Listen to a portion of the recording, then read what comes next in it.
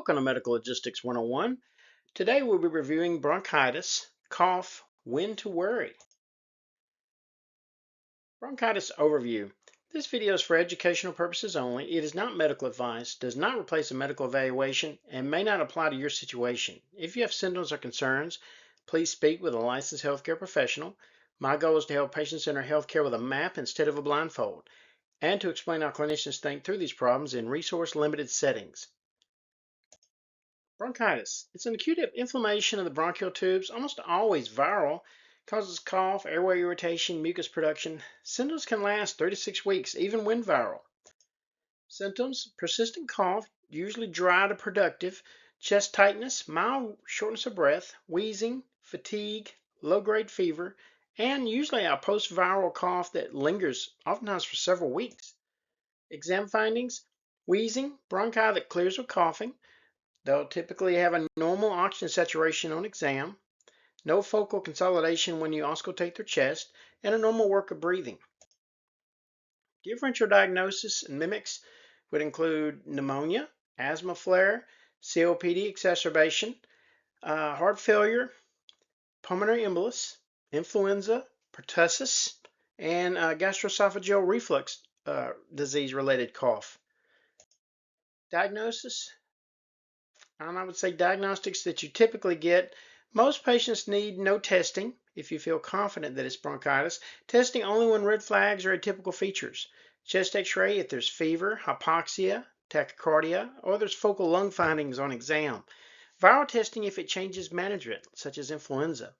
Consider pertussis testing if cough is greater than 2 weeks with these paroxysmal coughing fits. No routine labs needed otherwise. Red flags: fever greater than 100.4 for several days, shortness of breath at rest, an oxygen saturation less than 94% on room air, chest pain, of course, bloody sputum. Elderly or immunocompromised patients, take a hard look at those patients for sure. Particularly exclude things like pneumonia with those patients. Comorbidities like COPD or asthma are obviously high-risk patients, and symptoms greater than 6 weeks.